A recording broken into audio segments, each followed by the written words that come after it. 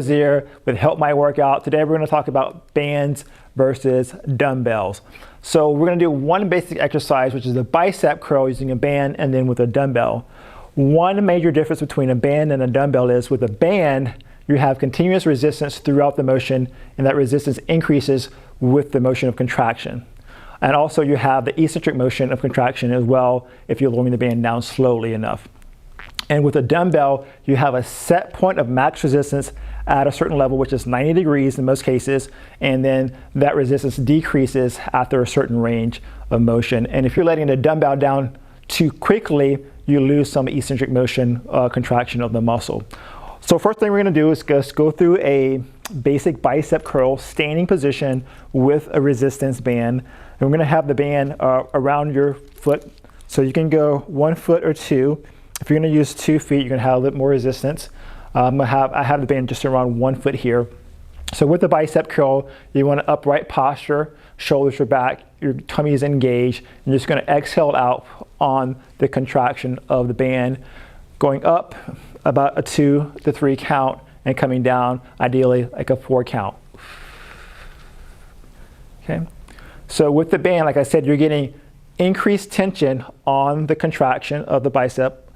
And if you're coming down slow enough, you're going to have an eccentric contraction of the bicep as well.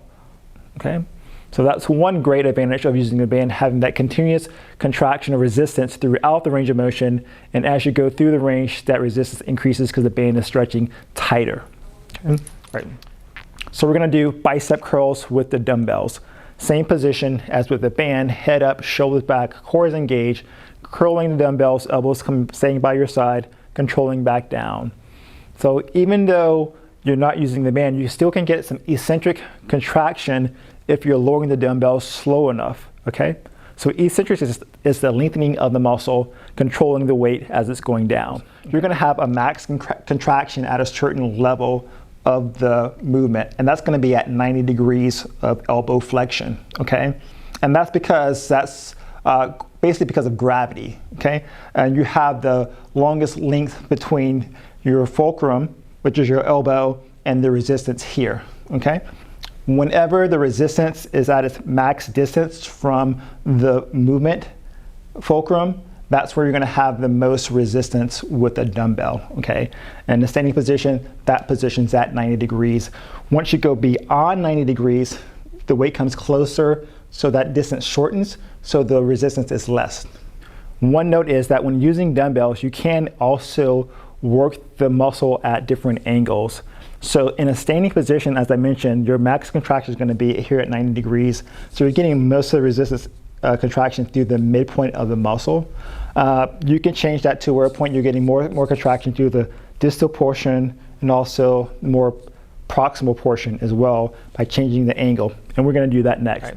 So as I mentioned before, as we were standing, when the dumbbell is at 90 degrees, that's your max point of resistance. So the dumbbell is also at parallel to the ground. So that's another cue to you when the weight is at its max resistance, whenever it's parallel to the floor.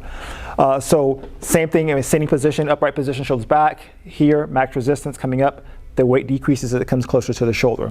So what we're gonna do now, we're gonna work on the more distal portion of the bicep by going into a reclined position, and that's going to change the max point of resistance while doing the bicep curl.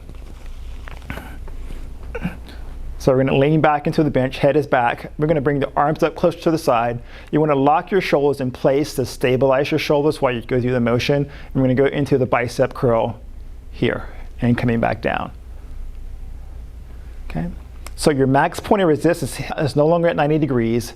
It's probably around maybe like 30 degrees of elbow flexion. So when the weight is parallel to the floor, it's going to attack that more distal portion of the bicep. And as you come closer, bringing the dumbbell closer to the shoulder, that weight decreases, okay?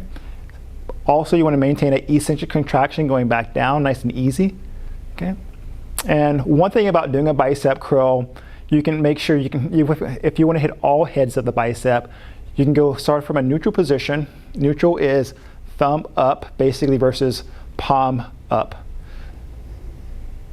Rotate or supinate the dumbbell and coming back down to that neutral position.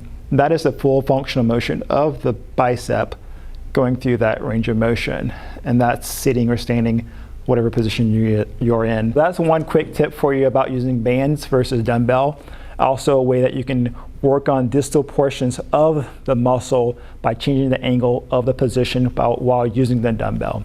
So if you have any more questions, feel free to reach out through the link below. If you want to be a part of Help My Workout or have any questions for me to cover on Help My Workout, please feel free to reach out to do so. Make sure you subscribe and like this video, and we'll talk to you soon.